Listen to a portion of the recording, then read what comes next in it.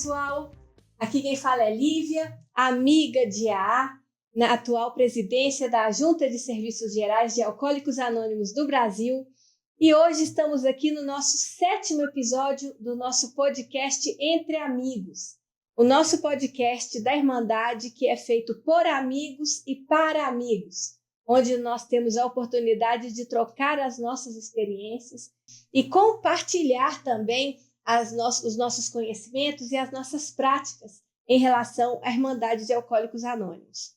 E hoje eu estou aqui com mais um convidado muito especial. Olha só, ele é psicólogo, diretor executivo da FEBRACT, que é a Federação Brasileira de Comunidades Terapêuticas, vice-presidente da FLACT, que é a Federação Latino-Americana de Comunidades Terapêuticas, vice-presidente do CONED de São Paulo, vice-presidente da comunidade Sol. Ele é esposo, pai de 2 lindas meninas, Luísa e Maria Clara, toca violão, um poço de simpatia. E uma dica que eu dou para vocês, quando vocês forem conhecer essa pessoa, em algum momento, vocês vão pedir um abraço para ele, porque ele é alto e tem o abraço mais apertado e gostoso que eu já recebi. Então, com vocês, quero que todos vocês conheçam a parte mais importante, amigo de A, Lucas Roncati. Seja muito bem-vindo ao nosso programa, Lucas. Que coisa mais boa, Lívia. Muito obrigado. Que palavras generosas. Gostou? Apresentei bem você? Já dá até uma emoção, já faz até um sentido, já vale ter vindo uma apresentação dela. Obrigado pelo seu carinho, é uma honra, como eu falei nos bastidores aí, eu estou há vários dias pensando em quanto eu estou me sentindo grato dessa oportunidade de estar aqui e de conversar um pouquinho como amigo de AA. Obrigado pelo convite, obrigado pela vida da gente ter se encontrado, né? Que coisa boa que a gente está aqui, obrigado mesmo. Verdade, Lucas. E aí vamos lembrar, né? Vamos compartilhar aqui como é que a gente se conheceu. A gente se conheceu em um evento. Que evento que foi esse que aconteceu? Legal, Lívia. A gente se conectou na 29ª Conferência Mundial de Comunidades Terapêuticas.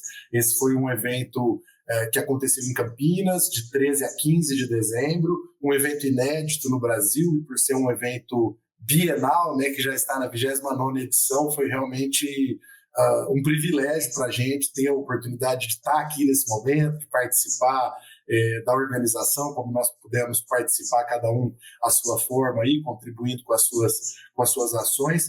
E a 29ª Conferência Mundial ela foi sediada, ela é um evento da World Federation of Therapeutic Communities, que está nos Estados Unidos, e através dessa parceria com a FLACT, com a FEBRACT foi a anfitriã do evento aqui no Brasil, e foi como nós pudemos prestigiar, né, um rico encontro, mais de 500 pessoas, 14 países de todos os continentes, 16 estados do Brasil, a gente, ao contrário, 16 países e 14 estados do Brasil.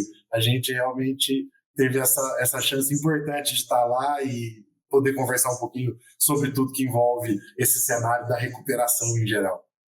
E ô Lucas, e quando eu te conheci e eu vi o carinho e o respeito e o cuidado que você tinha com a Irmandade de Alcoólicos Anônimos, eu falei, não posso deixar de chamar o Lucas. Além de ele ter uma experiência, dele ter uma bagagem, ele tem algo que para nós é muito caro, que é o amor. Eu vi muito amor pela Irmandade de Alcoólicos Anônimos. E eu te perguntei do evento porque a gente vai tecer aqui a nossa conversa hoje muito em torno disso, porque a verdade é que a gente já começou esse podcast nosso já no Zap, né? A gente já vem trocando várias ideias para a gente construir um bate-papo legal e esclarecedor. Então, vamos começar perguntando aquilo que parece que é óbvio, mas a gente sabe que não é. O que é uma comunidade terapêutica, Lucas? Excelente ponto de partida, viu, Lívia? Porque sem dúvida isso nos conectou e vai aparecer aqui na história. Uma comunidade terapêutica é um espaço de acolhimento para usuários abusivos de substâncias psicoativas em geral, e esse espaço tem características, tem premissas básicas, que é o funcionamento voluntário, o atendimento de pessoas que querem estar nesse espaço, querem voluntariamente residir nesse espaço por um período, e esse período de residência ele é técnica e eticamente orientado por uma equipe multidisciplinar. Então, a comunidade terapêutica atual, moderna, modificada, como a gente pôde ouvir aí algumas pessoas falarem de diferentes lugares do mundo na conferência, ela é um espaço de proteção, de promoção da ética, dos direitos humanos. Então, a comunidade terapêutica está no lugar da vida das pessoas como, de fato, uma oportunidade de fazer uma transição de uma vida que se tornou disruptiva pela relação que essa pessoa estabeleceu com a substância, para uma vida em que ela possa estar, de novo, protagonista da sua própria vida. Comunidade terapêutica é uma casa, é um método, é um modelo? O que é? O que define uma comunidade terapêutica? Que legal, que legal. Eu vou tomar como base o George de Leon. A gente teve a oportunidade de vê-lo presencial aqui no Brasil, nesse evento, com 90 e tantos anos, e também um posto de uma simpatia, uma energia muito boa, né, individualmente no palco. O de Leon traz a ideia de que a comunidade terapêutica ela é um método, ela é uma forma de fazer o cuidado. Então, dentro de um espaço, que aí sim pode ser uma casa, pode ser uma chácara, pode ser uma fazenda, como a gente tem lá no Instituto Padre Haroldo, ou pode ser mesmo um hospital, como o Maxwell Jones encontrou no princípio da comunidade terapêutica. A comunidade terapêutica, enquanto método, ela é uma forma da gente auxiliar, de nós profissionais, auxiliarmos os usuários, as pessoas, a usarem essa comunidade, esse grupo, em favor do seu processo de recuperação. Então, essencialmente, a comunidade terapêutica é um método, é uma forma de cuidar das pessoas. E é importante a gente enfatizar um método semelhante ao que acontece nas Irmandades de Anônimos, um método onde o sujeito é o protagonista da sua recuperação. A pessoa mais importante, o enfoque na comunidade terapêutica é a pessoa, é através da pessoa que as coisas acontecem. Então, enquanto método, enquanto jeito de fazer um cuidado, a comunidade terapêutica constituiu, especialmente no Brasil, um serviço, uma forma de atender as pessoas. Então, quando a gente vai para esse caminho de entender que a comunidade terapêutica é um modelo, eu vou de novo citar o de Leon na conclusão do primeiro capítulo, que ele defende que alguns serviços vão se dissipar ao longo da história, eles vão até deixar, ele usa o termo diluir, né? Eles vão se diluir ao longo da história. A comunidade terapêutica, enquanto serviço, enquanto modelo, ela tem limites claros daquilo que ela não pode ser. Então, enquanto lugar existencial, um serviço que tem um código de atividade econômica, uma legislação sanitária, que atende a uma legislação nacional, a gente tem parâmetros bem claros para definir o que não é uma comunidade terapêutica do que é uma comunidade terapêutica. Então, voltando aí ao mote da sua pergunta inicial, nós somos método no jeito de cuidar, somos modelo porque somos um serviço constituído aqui no Brasil e representamos sim um lugar institucional, uma forma de fazer cuidado e independência química. E que tem até uma federação, né? Para que tem uma federação, Lucas? Que bom a gente poder falar disso, viu, Lívia? Porque eu sou um sujeito que eu gosto muito da história e tenho muito respeito pela história, e é evidente que quando a gente olha para a história de dependência química no mundo, não tem jeito de não olhar para o AA, né? Todo mundo que olha para a história tem o AA como ponto de partida, inclusive, né? Para muitas referências. No Brasil, quando o Padre Haroldo, que foi um sujeito que contribuiu muito significativamente com a vida dele para o desenvolvimento das Irmandades aqui no Brasil em geral, quando o Padre Haroldo fundou a primeira comunidade terapêutica no Brasil, o Instituto Padre Haroldo, à época se chamava APOT, Fazenda do Senhor Jesus, o Padre Haroldo deu um ponto de partida num momento da história que a gente não tinha serviços. Nós estamos na década de 70, na segunda metade da década de 70. Então, a gente não tinha recursos disponíveis, não tinham tantos grupos de AA, não existiam grupos de NA ainda no Brasil. Então, os recursos eram muito escassos para as pessoas que queriam se cuidar. É evidente que quando surgiu um modelo que alcançou pessoas, esse modelo se proliferou. Então, nós tivemos um crescimento muito desenfreado de comunidades terapêuticas em geral nesses primeiros 10, 20 anos, até que tenha surgido uma legislação sanitária, que foi em 2001. Então, nesse interim, o Padre Haroldo compreendeu, junto com o professor Saulo, que era um psicólogo da PUC, que nós precisávamos ter um ponto focal para essas instituições. Então, o surgimento de uma Federação Brasileira de Comunidades Terapêuticas, que foi em 1990, que a FEBRACT foi fundada, ele veio como uma resposta do terceiro setor para uma demanda que já existia e o poder público ainda não conseguia enxergar. Então, a gente tinha um monte de comunidades terapêuticas funcionando, atendendo, e de gente bastante bem intencionada, especialmente a essa época do surgimento inicial do serviço, ainda não tinha um mote econômico, como muitas vezes tem na atualidade, não nas comunidades terapêuticas, mas na dependência química em geral. Então, muitas instituições surgiram, mas funcionavam sem uma diretriz. Então, o nascimento de uma federação e a FEBRACT ter trilhado o seu caminho, congregar comunidades terapêuticas através de processos de filiação, capacitar essas pessoas e qualificar esses programas e desenvolver políticas públicas que insiram a temática da dependência química. Então, logo em seguida, a nossa fundação, 5 anos depois, em 1995, nós tivemos a primeira versão do Código de Ética da FEBRACT. Depois eu posso até compartilhar alguns links. Isso tudo tem, essa história está bem acessível no Google, nas páginas da FEBRACT.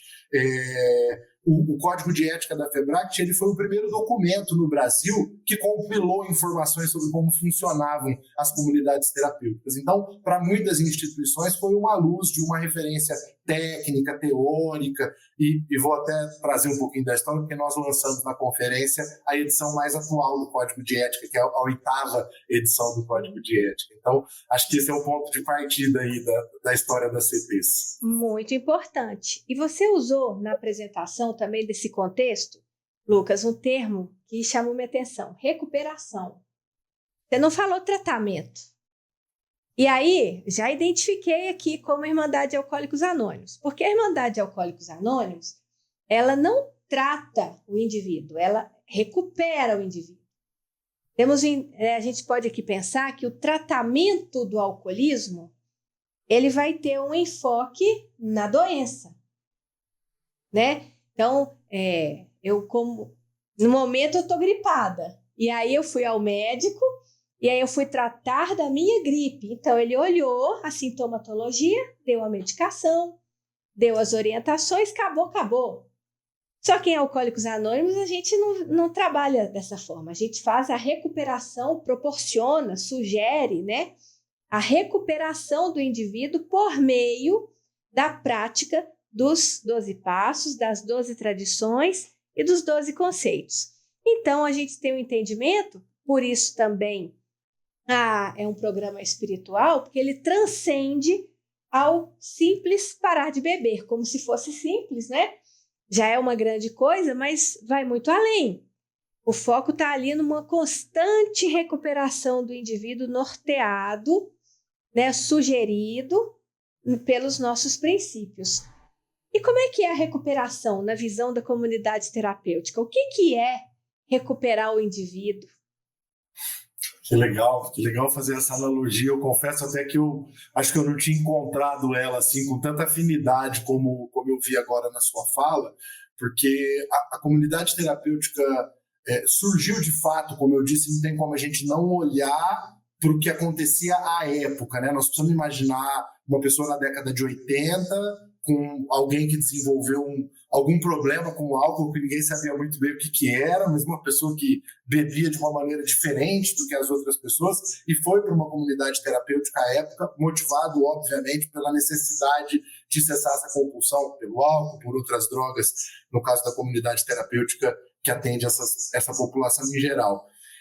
Mas ficou muito evidente desde o princípio, toda a estruturação da história da comunidade vai para esse lugar, que nós tínhamos um sujeito integral, que nós tínhamos uma pessoa com uma demanda, muitas vezes de vida, uma demanda que não é especificamente a sua doença, que não é especificamente os sintomas, no caso do transtorno, os sintomas que ele apresenta naquele momento.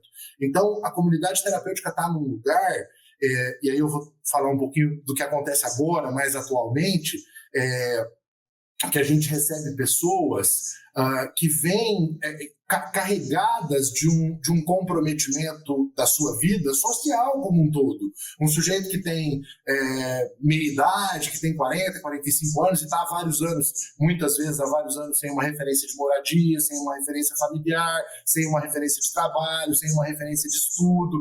Então, a organização da vida da pessoa está muito mais a favor do seu processo de mudança do que o seu processo de mudança a favor da sua vida apenas. Então, é realmente como se nós disséssemos, nós precisamos cuidar desse sujeito como um todo. Nós vamos fazer um olhar para essa vida desse sujeito, uma transformação desse estilo de viver. Então, a comunidade terapêutica está muito conectada com essa mudança do estilo de vida. Então, de fato, eu comungo, a gente não está... Pensando, inclusive, no termo da legislação, a comunidade terapêutica não é um lugar de tratamento, a gente usa o termo acolhimento, e eu vou fazer menção a uma fala do Bertolucci, quem me explicou isso, eu sei que ele esteve aqui com vocês. Bertolucci usou uma explicação fácil de entender a diferença de internar para acolher, que a gente interna alguém num hospital. O médico, a pessoa está tão comprometida que o médico precisa colocar ele deitado numa maca para receber cuidado. Esse sujeito está internado, ele vai receber um tratamento. Lá na comunidade, a gente cuida desse sujeito em pé.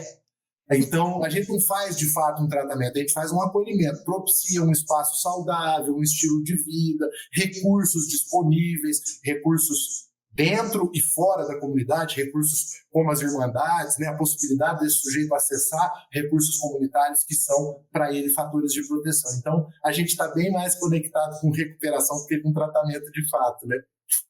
E vamos ver, Lucas, se a gente consegue encontrar mais pontos em comum, agora na comunidade terapêutica como um modelo, hein? Se eu pensar que a gente tem, então, os passos em A, a gente tem os passos, as tradições e os conceitos. Os passos, eles constituem o nosso primeiro legado, que é a nossa recuperação pessoal. As tradições, elas constituem o nosso segundo legado, que é o fortalecimento na unidade. E os conceitos, eles convidam para o terceiro legado, que é o serviço. Então, ao longo desse processo de recuperação, a gente tem um convite para que eu olhe para mim como pessoa, que eu reveja a minha forma de me ver. Em um outro momento, que eu reveja a minha forma de ver o outro.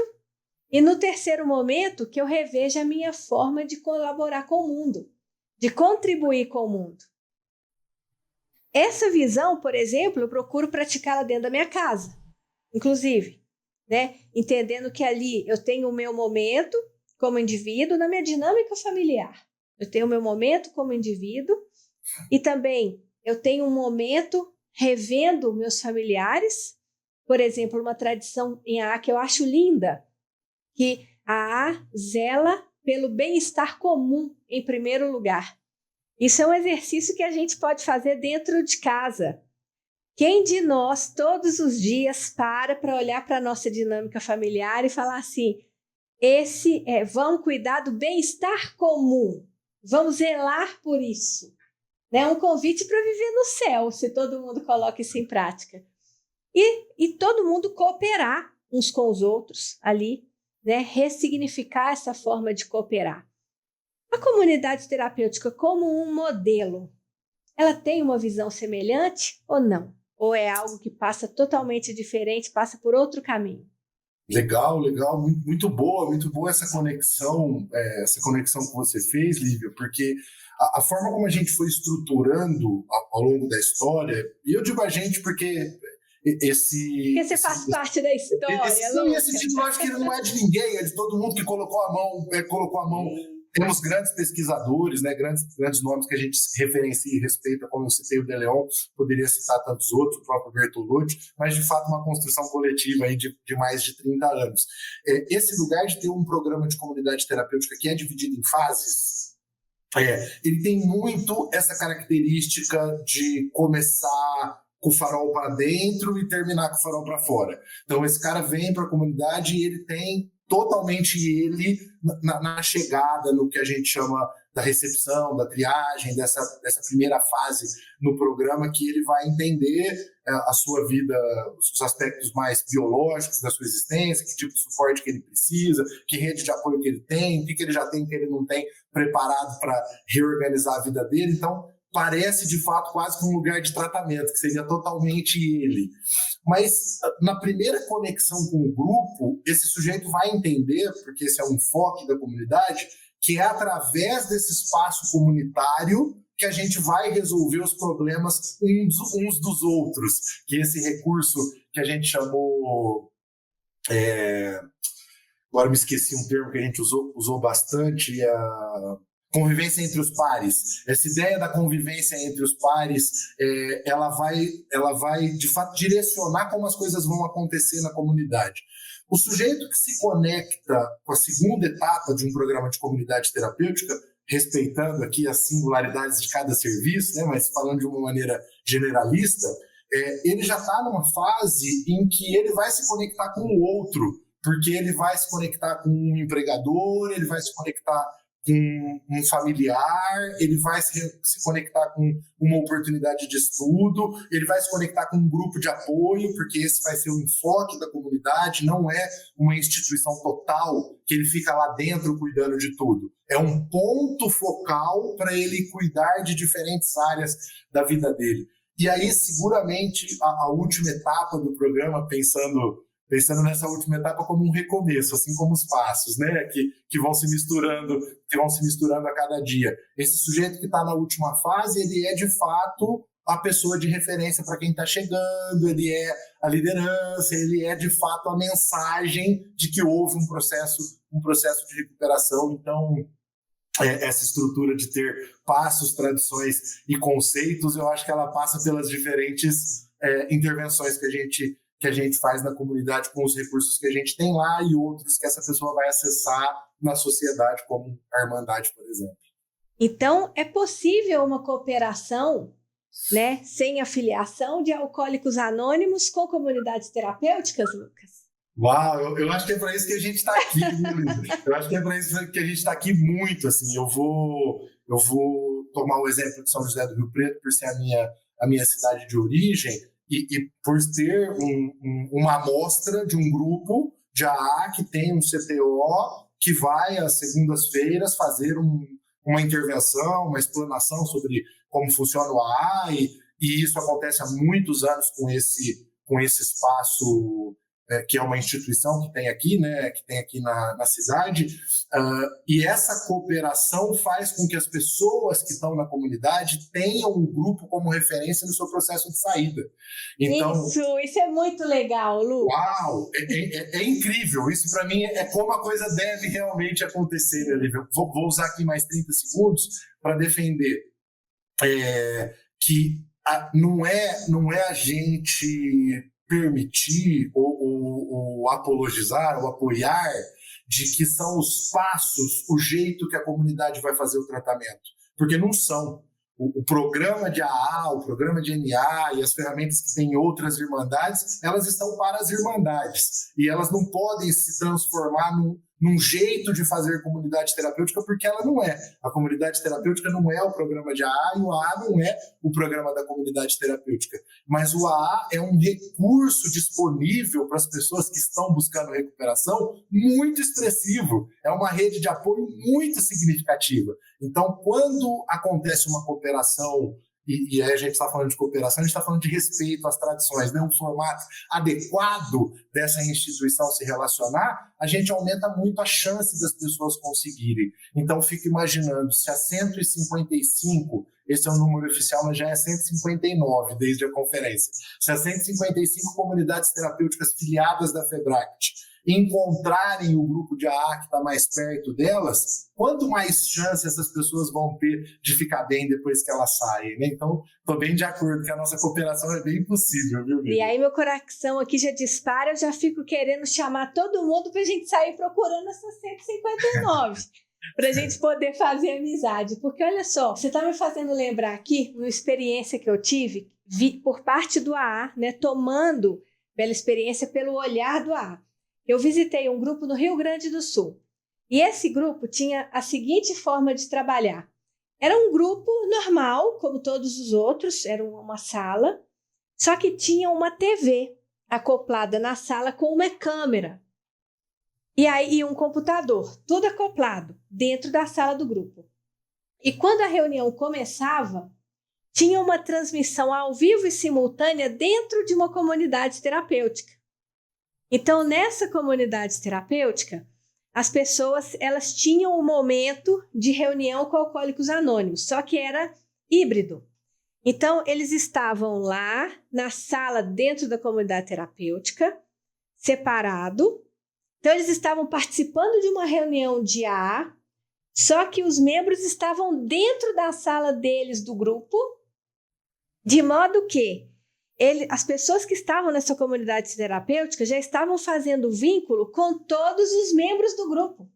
Que legal. E aí eles assistiam, já sabiam onde era, como é que era a sala, e a pessoa que estava no computador, ela ficava alternando o momento de partilha das pessoas na sala, agora o momento de partilha de quem está lá na comunidade. E virou um grupão. Então isso foi uma iniciativa, foi a única que eu vi até hoje, ainda, na Irmandade de Alcoólicos Anônimos, e eu achei, e assim, é isso, a ideia é essa.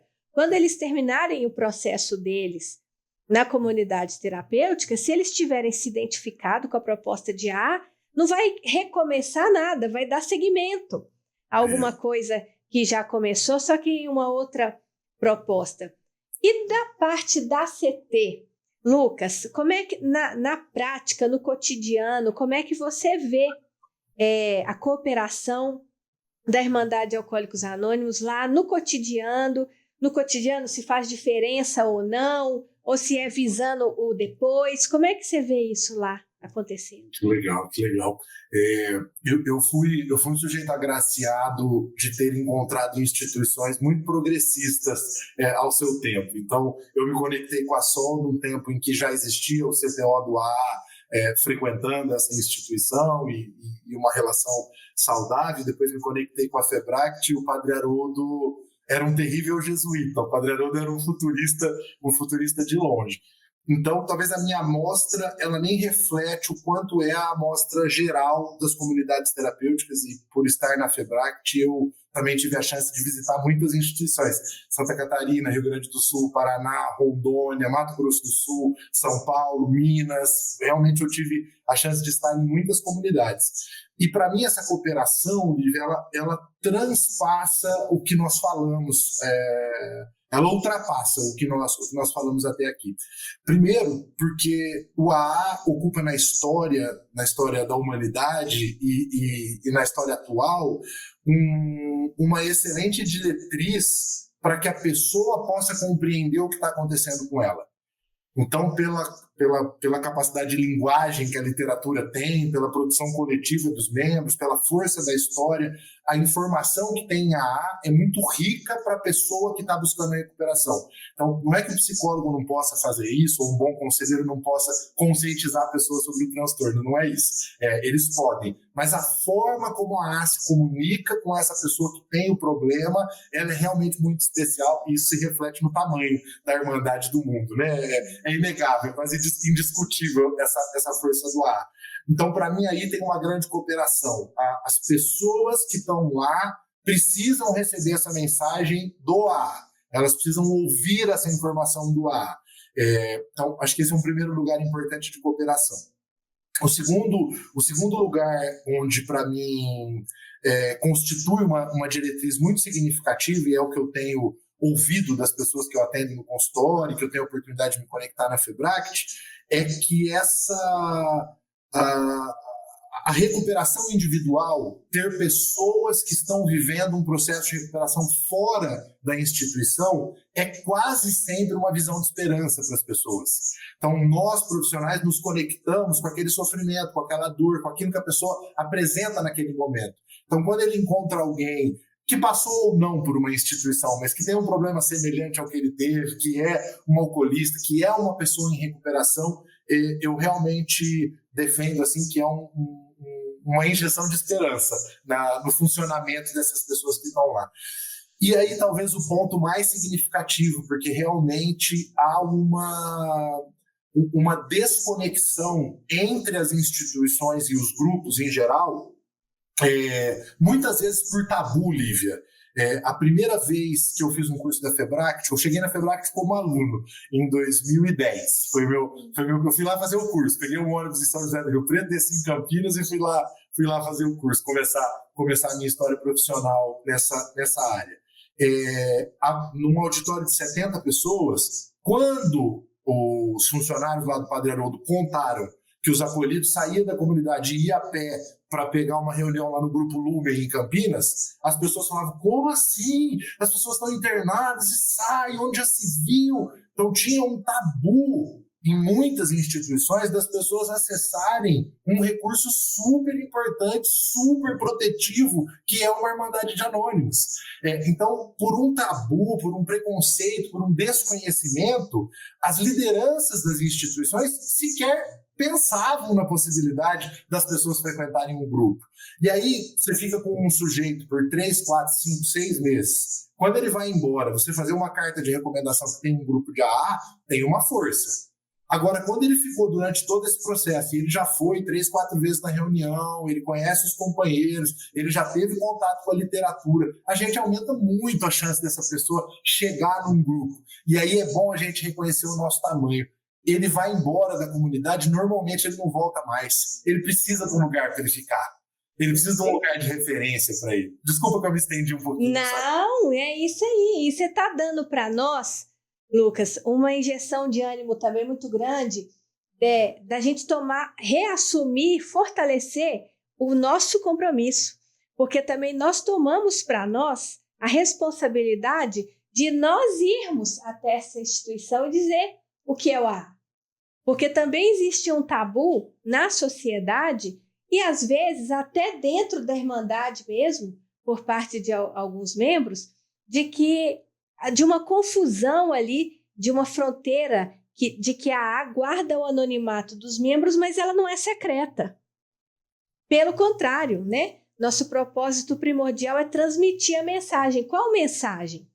E eu costumo dizer que no início de AA, a mensagem era: a AA existe. Hoje, 80 anos depois, a mensagem já é outra, Lucas. Todo mundo sabe que a AA existe, mas é como a AA funciona. E aí a informação, e aí nós tomamos isso para nós, né? É nossa responsabilidade informarmos, por isso estamos aqui também fazendo esse podcast como mais uma iniciativa, mais uma ação de passar informação para as pessoas, de que o AA, e tirar todas as dúvidas. O tabu, ele é muito fruto da desinformação também. Então, isso daí é outra injeção de ânimo e esperança também para nós fortalecermos essa nossa missão, esse nosso propósito e essa nossa responsabilidade. E aí, todo mundo se abrindo, né, e trocando, cooperando. E eu estou pensando aqui, Lucas, também o AA, né, a gente já conversou bastante sobre isso, que o AA trabalha com cooperação sem filiação. E você usou um termo aí que eu achei muito lindo, que você, de uma certa forma, associa cooperação com respeito. Eu nunca tinha parado para pensar por aí e, de certa forma, ou sem ser de certa forma, é sim respeito, porque as instituições, elas podem ter diretrizes religiosas, em comunidades terapêuticas pode acontecer, né? Diretrizes em relação a várias crenças, e a AA não apoia nem combate causa alguma. Então, a AA não vai entrar no mérito. O AA vai lá fazer aquilo que ele se propôs e vai embora. Não vai tentar interferir em absolutamente nada. Não vai ir contra, não vai ir a favor, não vai opinar, não vai entrar em controvérsia pública. Vai lá fazer o que se propôs e ir embora. E pelo fato de a AA não fazer filiação, acaba que as instituições também respeitam muito a AA. E aí eles também não vão tentar impor nada para a Irmandade de Alcoólicos Anônimos. Então acaba virando uma cooperação de fato, né, Lucas? Legal, legal. Muito boa a sua leitura. Eu estou me remetendo, eu fui agraciado com a chance de estar no comitê organizador da conferência e num determinado momento que a gente discutiu a possibilidade, né, que foi justamente quando a gente se conectou através de um terapeuta ocupacional, grande amigo lá de Minas, que é o Ronaldo Viana, né? Que vem também nas próximas semanas. Febract na veia, o Ronaldo Viana está entre os fundadores. Ele não quer esse título, não, mas ele é um dos fundadores da Febract. O Ronaldo Viana é gente nossa. Então, quando nós pensamos lá na conferência, eu fiquei muito motivado por esse sentimento de como vai ser bom se as pessoas puderem ouvir isso nesse lugar.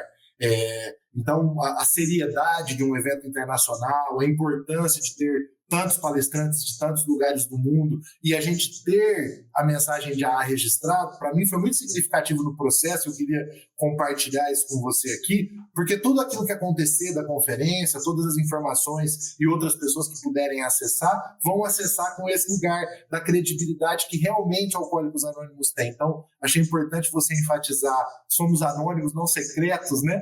Porque realmente a Irmandade precisa ser divulgada. Eu tenho tido a chance de fazer isso sempre que eu posso no consultório com as pessoas que eu atendo, nos lugares que eu trabalho, e essa conexão, essa cooperação respeitosa que a gente pode ter, eu estou bem confiante na esperança de que a gente vai levar a mensagem em lugares que ainda não receberam, né? E que bom se a gente conseguir, né, Lívia? Eu também, Lucas. Quando eu estava terminando o evento, né, depois da fala, eu estive lá, né, para poder, então, representar a Irmandade, e no meu momento de fala, quando eu terminei, veio alguém de alguma comunidade terapêutica, eu não vou me lembrar mais do país, era de outro país, não vou me lembrar mais, e ele me abordou no cafezinho, sempre nos cafezinhos, né, sempre tem. Ele me abordou no cafezinho e ele fez um comentário que me emocionou muito. E eu achei curioso esse retorno, que ele fala assim, olha, eu queria muito te parabenizar pelo que você trouxe da Irmandade, porque eu fui com essa preocupação no evento. Todo mundo sabe, ainda mais aqui, todo mundo sabe que o AA existe. Então, o que eu vou trazer aqui para poder quebrar tabu, para poder, né, aproximar? Então, eu vou falar aqui de amor. Eu vou falar de vida, eu vou falar de esperança, que essa que é a mensagem de AA. E aí, essa foi a proposta. E eu confesso que eu saí meio frustrada se eu consegui ou não, num curto espaço de tempo, falar de algo que é transcendente. Mas aí, esse senhor, ele me aborda no café e fala assim, eu queria te parabenizar pela sua fala, porque eu nunca vi uma não alcoólica falar com tanto amor pela Irmandade Alcoólicos Anônimos. Ai meu Deus, consegui então. É isso, porque o AA, ele não uma das coisas que configuram o AA ser espiritual, Lucas, não é religiosidade nenhuma, né? Mas é a transcendência, é a vivência, é o que a gente experiencia quando entra em contato com a AA. Não é cognitivo. É o que transforma essa vivência, essa troca, isso que toca. E aí, tocou, a pessoa nunca mais vai esquecer. E aí nós vamos entrar na nossa outra tradição, que a AA não faz publicidade, né? A AA não é por meio de promoção, mas é por meio de atração, né? Nossa, que amor é esse que essa pessoa tem? Desperta um mínimo de curiosidade para ver o que é lá. E é genuíno, né? Então eu saí também muito feliz da gente poder, porque nós tivemos a oportunidade no nosso encontro de vivenciarmos essas trocas, né? Legal. Lucas, por incrível que pareça, o tempo está acabando. Eita! Já estamos caminhando para o final. Nesse finalzinho, eu queria te perguntar se você tem alguma história que te marcou, que você viu em relação à Irmandade de Alcoólicos Anônimos, que você ouviu de algum membro, de alguma cooperação com a instituição, de algo que te marcou, uma história bem bonita. A gente gosta de contar história, né, Lucas? Legal, coisa boa. Eu acho que eu teria muitas, eu até gostei de não ter pensado nisso antes para ser espontâneo, mas a primeira coisa que me ocorre, assim, que eu já pensei umas 2 vezes na nossa fala, esse exemplo que eu trouxe aqui de São José do Rio Preto. Eu participo da SOL desde o ano de 2009, então faz 15 anos, 15 para 16 que eu estou participando lá. Mas eu sei que o AA está lá desde 2002, salvo engano. Então, o AA faz 22, 23 anos que tem um trabalho de CPO uma vez por semana lá naquela instituição. E eu poderia pensar em diversas pessoas que eu tive a chance como profissional de vê-las chegando na instituição em situação de rua e que alguns anos depois elas foram na instituição como membros de AA fazer CTO para as pessoas que estão lá. Mas eu acho que mais importante do que isso é a solidez daquele servidor, porque tem um servidor que está lá, durante todo esse tempo tem um servidor, um quadro de servidores do grupo, né? E a solidez dessas pessoas com os princípios de AA, porque a Sol já foi um lugar que as pessoas mal tinham o que comer, de tão simples que era.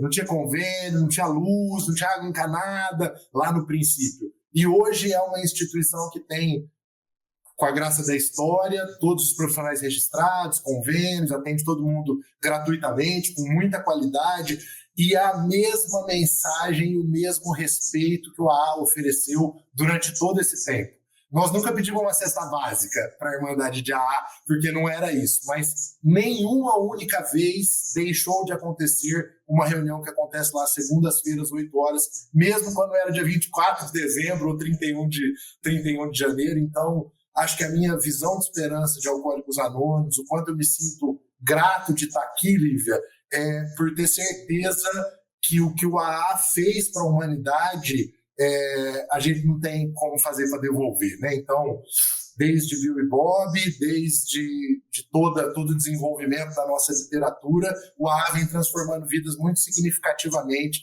fazendo recuperação de fato, fazendo as pessoas voltarem para o lugar que você me colocou, né? Como filho, como pai, como profissional, como amigo de AA. Então, para mim, a história mais marcante de AA é o próprio AA, né? Então, eu ficaria com essa. Nossa, Lucas, olha, obrigada, viu, pela sua disponibilidade, por estar aqui batendo papo com a gente. Desejo que a amizade aí de AA, enquanto cooperação com os amigos das outras instituições, das comunidades terapêuticas, se fortaleça e reverbere nesses desdobramentos lindos que a gente conversou aqui hoje. E em agradecimento, vou te falar que nossa produção vai mandar chegar para você uma caixinha com a nossa caneca do programa Entre Amigos. Podcast tem que ter caneca. Vamos mandar para você também um volume da nossa revista Vivência, que ela é uma assinatura que ela é feita, tá? Anual, com revistas, elas são entregues bimestralmente. E vou mandar para você também um exemplar do nosso livro Cooperar Sempre. Eu já te dei esse livro?